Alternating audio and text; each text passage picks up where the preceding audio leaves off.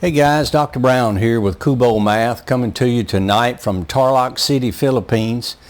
I have a little bit of a cold, and so bear with me. Tonight this is dealing with algebraic equations, how we would rewrite equations in terms of a respective variable. For example, we have 3y minus x equals 9. What if I want to solve that for y? Or what if I want to take that same equation and solve it for x? How would I do that? Okay. I always say, have a few rules here. I'm a rules guy, by the way. When in doubt, factor. That's a key thing to think about. So we'll work an equation later where we'll actually have to do that. But you know the mathematical order of operation. Please excuse my dear Aunt Sally.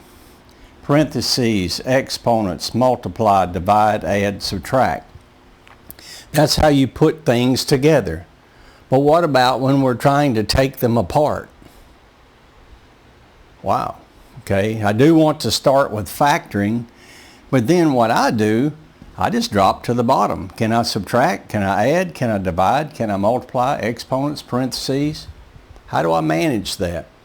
For example, in this equation, we're trying to solve for y, which means we want to get everything on one side, y equals, and everything else is over there. That's my plan.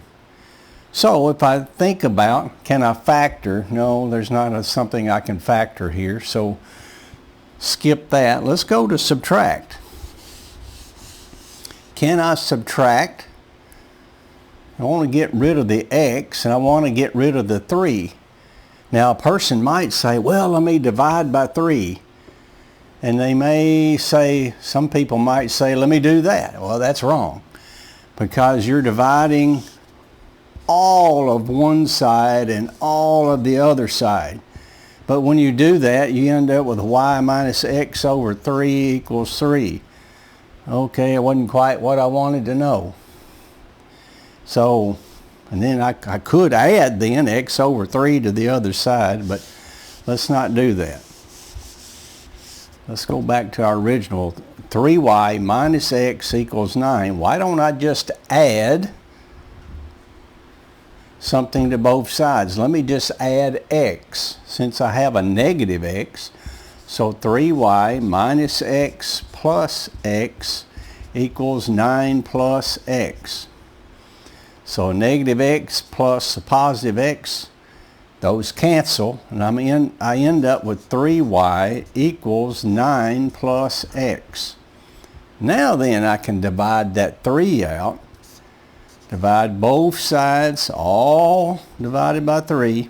Okay, 3 divided by 3 is 1. 1 times y is y. Y equals 9 plus x over 3. Now some teachers may want you to simplify that, so then it would be 3 plus x over 3. In my case, I would just leave it like that, because if I want to do something with this, now I have to go back with the 3 and get a common denominator maybe. So just leave it in this form for me. Your teacher may want you to do differently. Okay. Now let's take that same equation, solve it for x. Okay, so let's go. We still can't factor anything. And I want to get x equals something.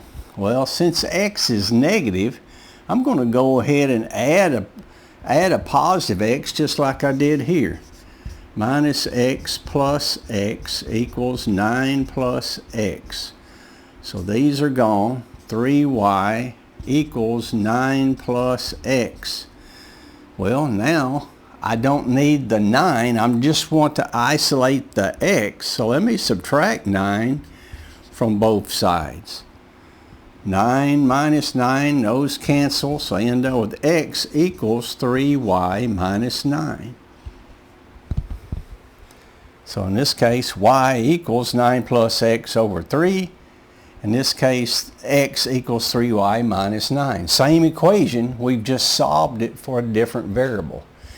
If you go into engineering, for sure, there may be some function or some event or operation is the function of maybe 10 variables.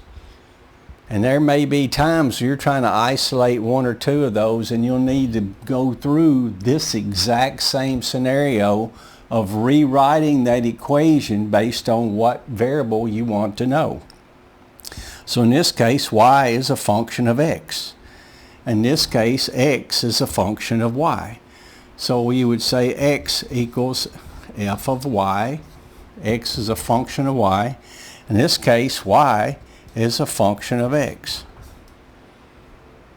So obviously, y versus x. And in this one, x versus y. Okay, isn't that cool? I think so. All right. Now let's not forget, please excuse my dear Aunt Sally, and factor first if we can. Let's pick out one where we might need to factor. Let's see. 2x plus kx equals m. And we want to solve this for x. So x equals something. Now you'll notice, can we factor? Oh, I have an x here and an x there. Let me factor one of those, that x out, and that leaves me 2 plus k equals m. So if I redistribute that x to the inside using the distributive rule, x times 2 gives me my 2x, x times k gives me my kx. So I'm good there. Now then, I'm still trying to isolate the x. So let me divide both sides by 2 plus k. Okay, now then, that cancels. I end up with x equals m over 2 plus k. Voila. Okay, now we use factoring. When in doubt, factor. My algebra teacher back in the day, Steve, what are you going to do? Well, I don't know what to do, so I'll factor. That was my rule. When in doubt, factor. Okay, 2x minus 2y equals 5. Let's solve this for x. Now, we might say, hey, I can factor. And we could factor a 2 out, and it leaves me x minus y equals 5. But I'm trying to isolate the x, so I haven't really accomplished anything here. So factoring would not work for me here. Please excuse my dear Aunt Sally. Can I subtract? I want to isolate this since it's the y. I'm sorry, I'm trying to isolate the x. Let me add 2y to both sides. So I have 2x minus 2y plus 2y equals 5 plus 2y. These two y's cancel. I left with 2x equals 5 plus 2y. I don't want 2 x's, I want 1, so divide both sides by 2. 2 divided by 2 is 1. 1 times x is x. And that equals 5 plus 2y over 2. Okay. What if we said, let's solve that for y? Oh. Okay. Let's see what we would do with that one. Alright, so 2x, we're solving for y. Y equals something. 2x minus 2y plus 2y equals 5 plus 2y. I wanted to get rid of the negative here. So I have 2x, same as we had earlier, equals 5 plus 2y. Now then, I need to isolate the y, so I'm going to subtract 5. from both sides. 2x minus 5 equals 2y. So the 5 minus 5, those cancel. Now then, I don't want 2y, I want 1y. So divide both sides by 2. So y equals 2x minus 5 over 2. And you, again, if your teacher wants you to reduce that, then you would end up with 2 divided, but you'd have 2x over 2 minus 5 over 2. So that equals x minus 5 over 2. I personally would leave it just like that. Okay? All right. I enjoy math. I made a good salary through the years doing some math stuff. And it gave me insight into solving so many problems. But I never lost, in the age of computers, never lose sight of hand calculations. There was a good friend of mine, he passed away a year ago in January, Greg Rulander. We called him the free body freak. Once you get into statics and dynamics in engineering, you'll do free body calculations, understanding forces and stresses and how they act on a body. A body being, you know, maybe the hinge on this glasses case, for example, or the buttons on my calculator. What's the stress when I poke that button? And those, based on the SN, the stress life curves for those material properties, then dictate how long that product will last. So Greg was great at that, but before he would do finite element analysis in a computer, he would sit down by hand and calculate, where do I think those forces are acting? How can I quantify that? And then he would get into the computer and he would run the analysis and compare what the hand calculations were to the other. So don't lose sight of that. And that was the secret of my success. I didn't lose sight of that either. So Greg and I teamed up many times through the years for a 15-year period, doing hand calculations, understanding with a greater insight what was going on. So in the age of AI, don't lose yourself, okay? That computer needs to know what to do, and if you have a good thinking about the boundary conditions you're putting into that, it just makes a huge difference. Okay, let's work one more here. Excuse me, it's 3x plus 6y equals 24. So these have all been very similar. Okay, let's solve this one for y. So we need y equals something. So 3x plus 6y minus 3x equals 24 minus 3x. Now I could have, you know, I violated my own rule there. Let's factor a 3 out of that. Let's do that first. We can factor a 3 out, and that's x plus 2y equals 24. Whoa. Okay, now let's divide both sides by 3.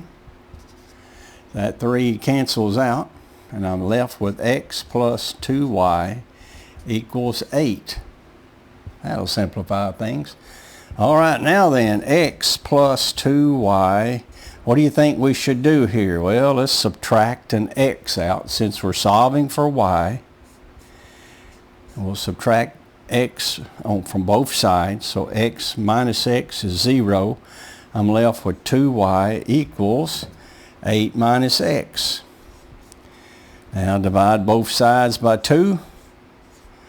2 divided by 2 is 1. 1 times y is y. And I have 8 minus x over 2, which is 8 over 2 minus x over 2 equals 4 minus x over 2. I still would leave it like that. Okay. But again, do what your teacher wants you to do as far as reducing. All right, that was getting y. So let me write that over here. Y equals 8 minus x over 2. Now let's go back up here and see if we were to solve that for x. We'll just still factor that, and we'll divide both sides by 3. So I have x plus 2y equals 8. Oh, this is going to be really simple. You can see what to do. We're trying to solve it for x. To get rid of everything away from the x, I just need to subtract 2y from this. So x plus 2y minus 2y equals 8 minus 2y. 2y minus 2y is 0. X equals 8 minus 2y. X equals 8 minus 2y. How cool is this? Okay. Remember, if you can factor, factor. Then that might simplify, which we did here. We were able to factor a 3 out, and that allowed us to reduce this thing. And then we could, once we factored that out, then we could get rid of that 3. So now we ended up with a very simple equation here, and we could deal with that. But also, please excuse my dear Aunt Sally as the order of operation. You'll notice we factored, and we had this equation, then we subtracted, okay? So we just worked backwards, so to speak, in that. You put it together like this, sometimes taking it apart, you just take the opposite approach. Now, I did have a parentheses up here as a result of this, of factoring the 3 out. You have to be mindful of that. But once I divided the 3 out away from that, then I went back to the subtract and add section here and worked on through it. All right, why are we doing this? Together we're trying to build a better tomorrow, and we're trying to do that through math. Okay, that's all for now. Keep studying, and we'll talk to you next time. Thanks.